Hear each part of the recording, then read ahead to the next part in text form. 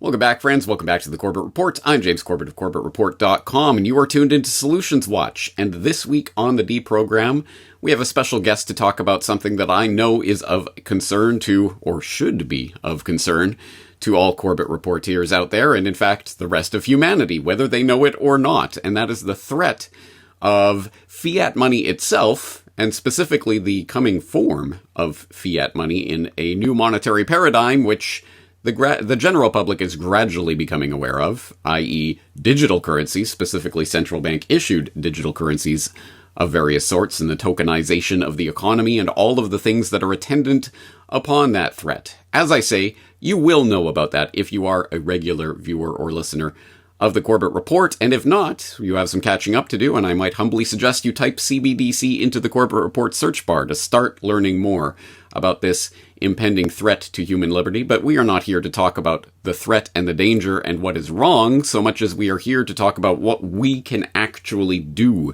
about this, because unless and until we start taking our monetary independence into our own hands, we are doomed. So let us not be doomed. And on that note, I am excited to bring on a new guest onto the program, someone who has not been on the Corbett Report before, but hopefully you will be familiar with him because I did include a link to a recent podcast appearance he made on the Free Thought Project podcast. I included that link in my most recent subscriber newsletter editorial as a recommended listening. I hope you did listen to that. I hope you also caught him on Freedom's Phoenix, Declare Your Independence radio show with Ernest Hancock recently. But if not, here he is himself. His name is Aaron Day, and I will throw the link into his website and any other relevant material there. But let's bring him on the program. Aaron Day, thank you very much for joining us today. Thank you for having me. Since this is your first time, why don't we just start by talking about yourself, your background? Why and how did you get into liberty activism, and what have you been doing over the years? Sure. So I started out as a serial entrepreneur. I started my first tech company in 1995, an internet company, which I sold and then got involved in venture capital for a very short period of time. I call that the dark side, and then went back to becoming an entrepreneur again, started a healthcare company in 2004, which is a very simple company that offered financial incentives to reward employees for improving their health. And it was a successful company, profitable. We had clients in 43 states. We were helping employers lower their health insurance cost, and while at the same time helping employees improve their health.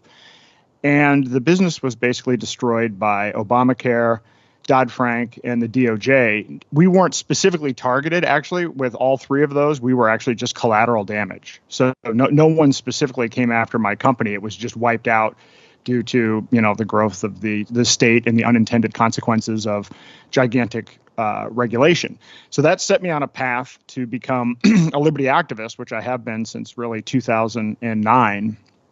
I moved to New Hampshire as part of the Free State Project, which is, if your audience isn't aware, it's a movement to get 20,000 people to move to New Hampshire and make New Hampshire basically the liberty beacon for the world. And I got involved in a lot of political activism, running super PACs, other organizations, helping candidates get elected. I even ran for office myself. And somewhere along in there, I was introduced to Bitcoin through the Free State Project in 2012. Which I started to use, actually, in New Hampshire. New Hampshire is a unique place. New Hampshire, at least at one point, had the highest per capita usage of crypto anywhere in the world. There have been restaurants and stores that have been taking cryptocurrency directly, going all the way back to 2012. And in fact, the Free State Project, we have two big events every year, Liberty Forum and PorcFest, and we've been accepting cryptocurrency for payment for well over a decade. So that was my first introduction to it. And I was even using crypto for political activism. I raised money using crypto, paid volunteers and activists using crypto. And finally, after about 2018, I realized there is no political solution to this. We can't vote our way out of our current situation. So as much as I spent a lot of time doing that activism, I realized there's got to be a better way. So I started focusing on living off of crypto entirely. So in 2019, I exited fiat and have been living off of crypto exclusively. And after the COVID tyranny happened, some other things started to happen. I was seeing my friends and fellow liberty activists in New Hampshire being targeted by the federal government. Jeremy Kauffman, who's a free stater, started a company called Library, which is also Odyssey. He was targeted by the SEC, and that business was actually bankrupted. The technology still exists, but the company was completely destroyed. Ian Freeman, who I learned about Bitcoin from, Ian Freeman and Mark Edge, who have a radio show called Free Talk Live. I was at Ian's sentencing hearing. So Ian is in federal prison for 8 years for the simple act of selling Bitcoin.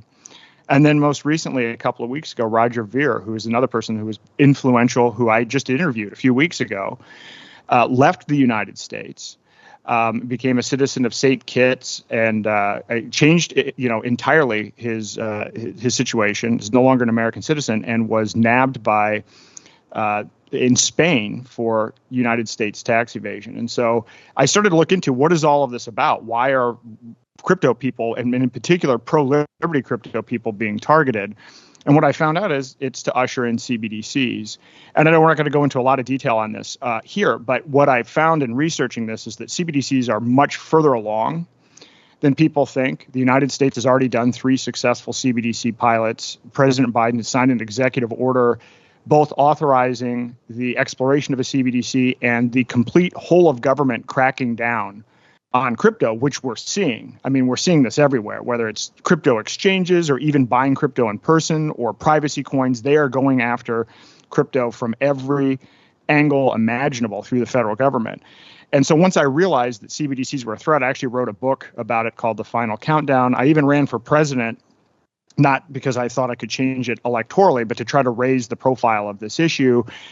And I'm now at the Brownstone Institute, where I'm going around the country doing 4-hour workshops, teaching people about the CBDC threat, but more importantly, empowering people to do something about it by getting self-custody crypto, gold, and silver, and beginning to use those in day-to-day transactions. What a fascinating story. And it just proves once again that there are many paths that will lead people to the pursuit of liberty and liberty activism. And one of them certainly could be your business being destroyed, not even by intentionally by some sort of government program or what have you, but just as a second order knock-on collateral damage effect. And that might shake some people out of their slumbers, as it were. Well, it is good to see more and more people coming to the reality that we do need to pursue liberty as a goal in our pursuits, because obviously the alternative is tyranny. So let's talk about the monetary aspect of this. And I am fascinated by the idea that since, if I've got this right, since 2019, you have been living 100% fiat free, no fiat whatsoever. No fiat whatsoever. I mean, there are some, some of this involves buying gift cards and debit cards, but yeah, no personal bank account. I have not figured out. I'm still working on the corporate side of getting my organization completely off, but I'm actually close to that. I actually am within a few steps of actually being able to complete that as well. Well, let's talk about the mechanics of that, because I'm sure people would be fascinated about that. I mean, I can only imagine how I would go about making myself completely fiat free. At least in Japan, it seems well nigh impossible. But what kinds of difficulties have you faced, and how did you overcome them over those 5 years? Well, what's interesting about it is it's become more difficult, actually, in the last couple of years. It was easier before. And to give you a little timeline, so I got my first Bitcoin in 2012. And so I used to use Bitcoin, which is now known as BTC, again, directly at stores. And when you go to PorcFest here in New Hampshire, this Free State Project event, they have a thing called Agora Alley. And so people are buying and selling exclusively with cash or gold or crypto. But a lot of those are organizations that continue to exist long after PorcFest. So there are farms here where you can buy meat with crypto and alternative currencies. You can get raw milk. I have one advantage is that being in New Hampshire, there's actually already a built-in group of people already accepting these currencies, and that's just simply not the case in other places. And so I would say that there's a percentage that I can just buy directly because I happen to be in a community of people that are already accepting cryptocurrencies. And a lot of people aren't aware, when we were moving into 2017, Bitcoin adoption was becoming very, very popular. There were big retailers, Overstock.com, Expedia, Microsoft, Steam, big retailers that were taking Bitcoin directly. And I won't go into a whole dynamic about what happened with the hijacking of Bitcoin, but there were some things that happened in 2017, and then Bitcoin, BTC no longer became usable as cash. And then people started with this narrative of BTC is digital gold. And that's problematic because central banks and governments are working on developing digital cash, not digital gold. They're actually working on a digital form of cash to replace fiat. And it's just basically, I mean, our fiat is already bad at fiat as it is anyway. There's already a surveillance component to it, and the value is eroding to zero, and banks no longer have reserve requirements. And so there's really no reason to use fiat. Some people will say to me, well, CBDC is not much worse than we currently have. And my answer is, yeah, you're right. You should get out of fiat anyway. But there is an additional level of programmability that comes with CBDCs. And so now that BTC has this other narrative of being a store of value, we actually need alternatives. And so my journey on this has been actually moving around to different cryptocurrencies. So I'm not what's called a maximalist. I use whatever works. And my primary criteria is I want something that's not centralized. I want something that is censorship resistant, that can't be, if you have a cryptocurrency that is owned and run by a centralized company, then that company can be targeted and shut down by the government, and you can lose access to that cryptocurrency. So I look for coins that are like Bitcoin Cash or Monero or Litecoin or Zcash, coins that are completely decentralized and that may also have some privacy elements to them. However, the challenge with this becomes when I'm traveling, because right now I spend most of my time traveling. What I often have to do is buy gift cards or debit cards that I can use. So, I mean, I'm still using fiat, I guess, in a way, but it's not my bank account. So I'm using these alternative services. And so so I will tell you what I've used over time, and then also tell you that like where I am today, because it's shifted so much just since 2022. So, I mean, if this were 5 years ago, I was using primarily Bitcoin Cash, and I was using a service called BitPay, which you can check out. So BitPay allows you, depending upon where you live, you can actually pay your bills directly through BitPay. I mean, in some cases, you can pay your mortgage directly, you can pay your cell phone bill, you can pay everything directly through BitPay. Now, BitPay doesn't have that service actually even in New Hampshire. So it's actually limited to a certain set of states. But through BitPay, you can buy gift cards for large retailers, and then you could buy a debit card. They had a BitPay branded debit card. So what I would do is when I needed to make some purchases and it wasn't somewhere in New Hampshire and I needed to be able to make a payment, I would transfer a certain amount of I never leave anything on exchanges or even any centralized service at all, or even something like BitPay. I mean, I never put more than a month's worth of crypto value on any hosted solution, because I just always assume that that's at risk. So whenever I need to pay bills, that's where I'm going to interface with these systems. And so I use this BitPay debit card for a number of years, but then all of a sudden, out of the blue, I believe it was last year, you may recall we had those 4 big bank failures, Silicon Valley Bank and Signature and others. And even though the bank that BitPay was working with wasn't one of the 4, they were kind of their banking partner was taken down as part of that. And so they haven't recovered. So now I'm in a situation where I have to switch cryptocurrencies. So I may have to switch, for instance, from Bitcoin Cash to using Litecoin, and then use Litecoin with a different debit card provider. So I have like 4 or 5 different debit cards, and honestly, it is inconvenient. So there's this kind of back and forth of I have to shuffle between this coin and this coin. So there's a service called BitPay. There's a service called Spritz Finance.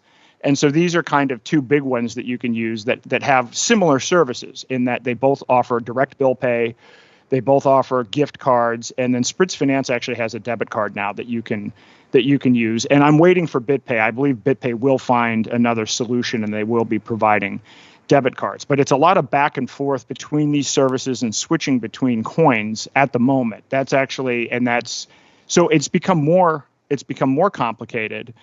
But moving forward, I've actually started really experimenting and even moving more into gold and silver. So I was almost exclusively crypto, and I'm moving towards kind of a balance between crypto, gold, and silver. And I don't know if your audience is aware of these. I'm holding a gold back These are phenomenal. This is 1/1000th of an ounce of gold, so it's worth about $5. And they have different denominations from 1/1000th of an ounce up to 1/50th of an ounce is the largest denomination. And so there are 2,000 merchants in the United States that already accept goldbacks. There are 150 merchants in New Hampshire that accept goldbacks. But often what I will do, so I got a haircut the other day, and I will pay the tip often in goldbacks, and I have a business card with a QR code that people can scan to learn about what it means. And so the one benefit of these goldbacks is they're visually stunning, and there's no technology required to understand how it works. And so far the experience that I've had in giving people these goldbacks is one of joy and interest in learning more. I've also been dealing a lot with silver, in different denominations. And so you can get silver in, 1/10 of an ounce, 1/5 of an ounce, 1 ounce. And I think that's going to become more popular as well. They did make a silverback at one point in a limited edition, but it was too cost prohibitive to actually make the silverback. But who knows, if the price of silver keeps on going up and the price of gold keeps on going up, who knows what's going to happen. But there's a whole new set of things happening along the lines of tokenized gold and tokenized silver. So for instance, I have a goldback account that I can log into, and I can actually go to merchants that accept goldbacks, and I can pay them online through an online system so that I'm not even handling the physical goldback. Now, of course, the challenge with this is when I'm using that system, those are vaulted goldbacks that are at a centralized facility in Utah. So there still is that amount of risk. So I go back to the story that I mentioned, or my example before, which is I never keep more than a month's worth of crypto at any moment in time in any one of these services for the purpose of paying bills. And that same methodology applies to tokenized gold and tokenized silver. But I do think that this is very fascinating because I'm waiting to receive it in the mail, but I will have a debit card shortly that is actually tied directly to gold and silver. So I don't need to actually interface with fiat. I can actually use my goldback account. So I'm never sitting with any value, any quote value stored in fiat. And when I need to pay bills, I can actually transfer the appropriate fiat amount as expressed in gold and silver. In fact, there's a clever technique where you essentially pawn the gold or silver to yourself. And using the different pawning laws, you don't even have to pay the capital gains tax based on how these unique laws work with respect to pawning. So this is something that I'm getting into more. And I'm also experimenting with, there are some services that allow you to buy tokenized gold that you can then use the tokenized gold and silver to buy crypto. So this is yet another level of not using fiat as the main on-ramp where so the question is, so what is your base currency? If you were to ask me, what is my base currency? And I'd say, well, I flip around between some of these. And honestly, it's not that stable.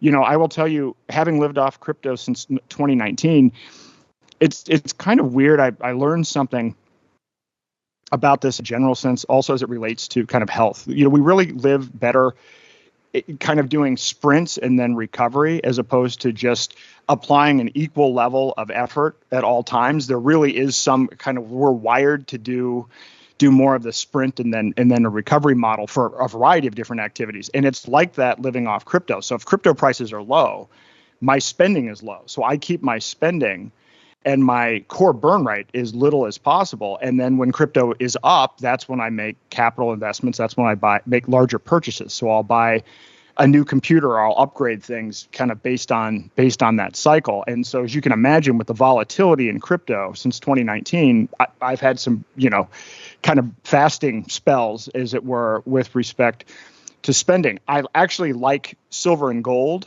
now more as kind of the concept of using that as the store of value and kind of as a base, because it will provide a little bit more stability than I've had with crypto. So kind of splitting it up a little bit more in terms of gold and silver versus crypto as the store of value. But it in all cases, the store of value is going to be crypto, gold, or silver, never in fiat. Absolutely fascinating. And in fact, your story raises a few different things that I hope will resonate with the listeners of the Corbett Report. One of which is you raise the specter of the hijacking of Bitcoin that people who have been following the crypto space for the past 15 years will have seen happen over the years. But you raise the specter of who and what forces were behind that. If people are interested in that story, they could read a book like Hijacking Bitcoin by Roger Ver that was the aforementioned Corbett Report guest, Roger Ver, who, as you say, was just indicted and arrested in Spain, likely to be extradited to the United States in the coming days, weeks, who knows. At any rate, he just released a book on the hijacking of Bitcoin, how that was done, naming the names and talking about the entities behind it. I wonder why suddenly, weeks after releasing that book, he was arrested. If you are interested in that, I would suggest you check out that book and the story behind it and how it relates to people like Joy Ito, which should also be ringing alarm bells for Corbett Reporteers who know about Joy Ito and his connections to Jeffrey Epstein, etc. Very interesting stuff going on there. Your story also raises the importance of something that I've been stressing over and over and over for years, which is the community aspect of creating a parallel economy. That no matter what wonderful, amazing, perfect monetary system you come up with, if you don't have a community that is supporting it and using it, it's worth nothing.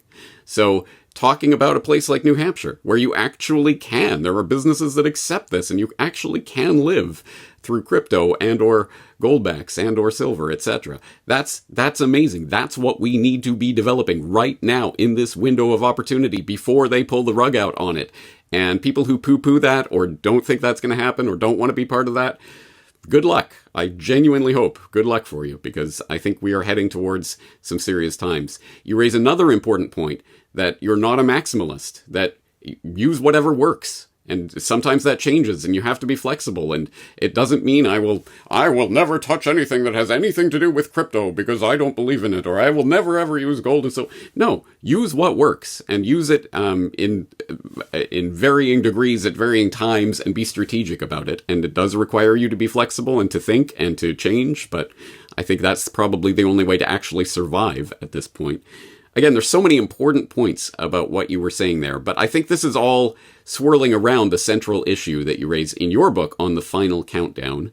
Final countdown to what? Well, of course, the coming CBDC tyranny and the prospect of a digital lockdown of fiat. As you say, it's not like fiat is so wonderful now, but it's about to get even worse if these people have their way. And I understand you're working on something like a 6-month timeline deadline to count down to this takeover or something along those lines. Tell us about that timeline, why it's so important, and what you're working on to counteract that.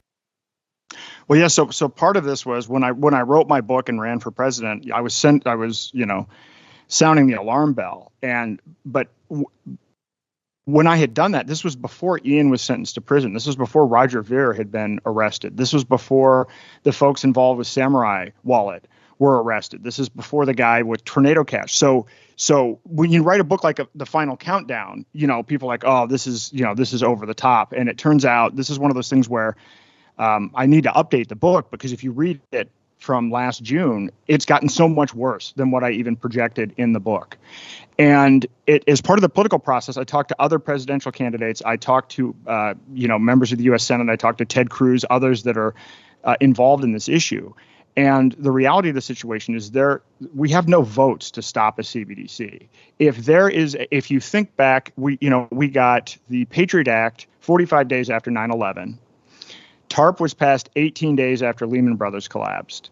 And the $2.2 trillion CARES Act was passed 16 days after COVID was declared a pandemic on a voice vote.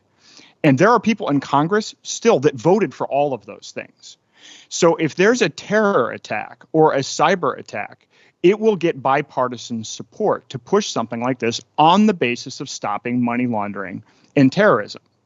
And so as a result of that, what I'm seeing, the reason that we're seeing this crackdown on crypto, in my opinion, is to shut down the alternatives so that they can roll out a CBDC with no opposition. That's why I think this is happening now at a feverish pace. And just what's happened in the last 3 weeks should be alarming, because at this point in time in the United States, there are really only 4 exchanges left to buy crypto. They're all being sued by the SEC. If the IRS is going to require you to declare your self-custody holdings. So they're moving towards a model where they're going to try to ban self-custody next. And so no privacy coins. They might even try to make Monero and things like that illegal. They make it hard to buy, and then you have to report your ownership of it. And when you study the CBDCs that they're trying to roll out, they've been working on this since 2016. And one big mistake people make is, and I've heard this with a lot of libertarian friends, is they say, well, look, Aaron, the government's incompetent. Remember the Obamacare website. The government can't possibly roll out a CBDC. It's important to note the government isn't creating a CBDC. It is the largest banks in the world who are funding the smartest developers in the world to build the CBDC. They've been doing it since 2016. There are at least 2 Bitcoin core developers that worked on the U.S. retail CBDC. One developer in particular, Corey Fields, his name is on the white paper for the U.S. retail CBDC. So these are the best, smartest people. The only role of the government in passing a CBDC is to pass a bill that the bankers write that they don't read. That is the only role of Congress in passing a CBDC. This is why when I say it's urgent, this is why it's urgent, because I think at this point we should all probably accept that it's pretty likely that they would just sign on to a bill that somebody else wrote in an emergency situation. Now, with that said, having lived off of crypto and knowing that it's become more difficult to use over the years, this hijacking of Bitcoin, and I interviewed Roger as well. In fact, I will take a slight diversion here. There's an event going on this Friday in Washington, D.C. called an Enemies of the State party. It's at the Libertarian Convention, but you don't have to be a libertarian. It's a free party open to anyone. We're expecting 700 people there. It's honoring Snowden, Julian Assange, Ross Ulbricht, Ian Freeman, and Roger Ver. And I'm serving the Roger portion of this event. And it's to honor these people. And I'm honoring Roger by giving away, I've partnered with people to give away Bitcoin Cash in kind of the style of Bitcoin Jesus, because that was his nickname. He's probably given away more Bitcoin and introduced people to this concept. I'm also going to be offering his book for like $10, working with the co-author to make sure that we can spread the word.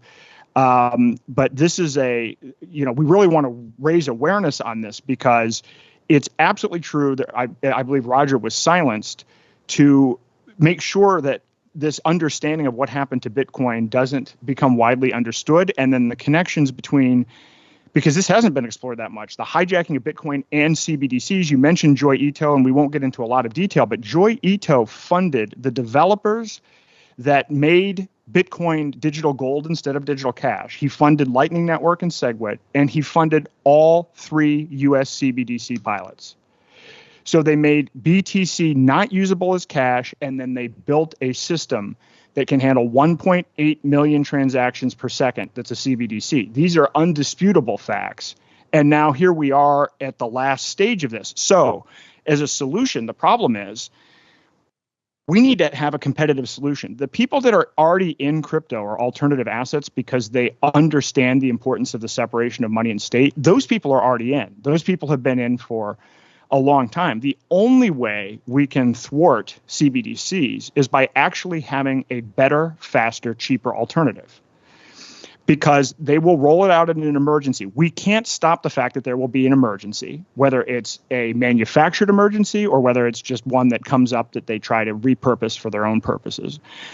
We can't stop the fact that the reaction that people will have is going to be fear. The only thing that we can do is have a competitive alternative. So this week, on Wednesday, I'm going to be announcing a kind of a Manhattan project, call it DEFCON 1, the Manhattan Project. We need to build a open source, not centrally controlled, no corporation, an open source wallet that can also handle silver and gold, that is easy to use, as easy to use or easier than what exists through banks and easier to use than what they're designing with CBDCs, and a point of sale system for merchants that can handle multiple cryptos, gold and silver, that's also easy to use.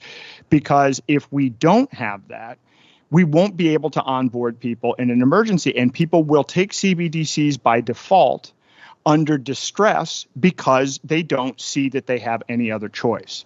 So I'm going to call to get designers together, to get users and merchants together, I will say that, so I'm a tech entrepreneur going back 30 years, and most crypto has been designed by 20-year-old dudes for 20-year-old dudes. I just very candidly, there hasn't been a lot of thoughtfulness in terms of the user experience. So we should get actual users together, because money shouldn't be hard to use. Money shouldn't be a technical proposition.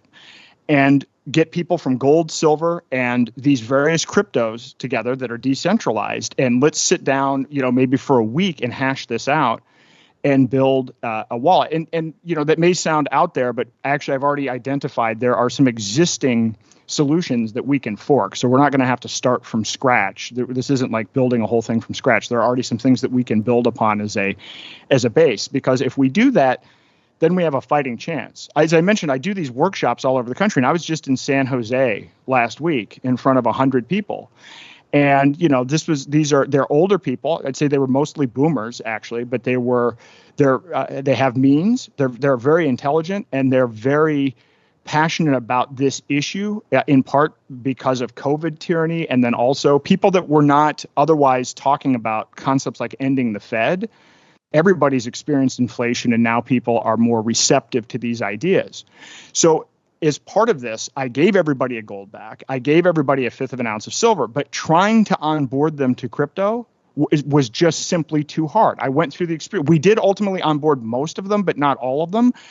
But at the very beginning, when I explained to you how I live on crypto and I'm doing this and I'm switching this coin and I use this, that's not a solution. It's something that I've done because I wanted to, cut myself off. But if we're going to be serious about this, the tools have to be easy for the consumer, they have to be easy for the merchant, and they have to accept multiple different options. And that will make it easier for me to do these workshops and to onboard people. If I can give them one tool that they can use, and then we can also invite merchants to the workshops, and it's like, here's how you can accept different alternative assets. Here's how you can use different alternative assets. Then we can start to build a kind of an army of early adopters. So when that emergency does strike, we can actually provide a competitive alternative to CBDCs. Excellent. Well, we know about the problem. We know about the vision for a potential solution here. So I think there are probably two classes of people in the audience right now. There's sort of the general listener, and there are liberty-minded coders who might be able to help with your project. First, for the general listener and people who are just interested in learning more about this, you've mentioned the workshops. Tell people about that and where and how they can find out about them. You can go to day2024.com, and there's a workshop tab. And basically, I'm trying to set these. I have hundreds of people all over the country that have already expressed interest in attending the event. What I'm actually looking for now are groups to sponsor the event, meaning that I need somebody on the ground that knows the local area, that can help us secure a venue, and that already runs events and that can offer it, to a discount for their own members. So when we did this thing in Silicon Valley, which, by the way, was the last place I thought I would ever be doing one of these. But we had a great partner out there, the Liberty Forum of Silicon Valley. And the person that runs that group is phenomenal. And so she actually helped put together some other groups, and they were able to secure the facility. So all we had to do was really travel out there and give the presentation. So I'm really looking for people that maybe run groups or are part of groups that might be able to help sponsor these. And then we have, attendees that want to show up. But that's really what I'm looking for. So we have a sign-up form at Day 2024. And I want to do as many of these as I can. Ultimately, I'm going to make it online as well, but nothing beats the in-person experience for something like this and the interaction. I mean, sitting in a room with 100 people trying to onboard them with crypto, you learn a lot. There's no substitute for that experience. And that's part of what actually has motivated me to say we have to do this Manhattan project, because if we don't, it's just too hard, and it shouldn't be, and it doesn't need to be. We can do better. That has been the fundamental problem in the crypto space since its inception. It is beyond the grasp of most people, and it's never going to catch on if it remains that way, which is why I know there are liberty-minded coders in the Corbett Report audience who might be interested in a project like this and see the utility of saving humanity. Essentially, that is the task that is facing us, and you can't stress it too strongly. So for people in the audience who are interested in contributing to this idea of an open source multi-currency wallet / point of sale system, how can they get in touch with you? How can they find out more? You can follow me on X. I'm at Aaron R. Day. And then this Wednesday at 8 o'clock, I'm going to be doing a podcast to lay out everything that we just discussed, but more importantly, I'm going to lay out all the steps of here's what's going on with CBDCs.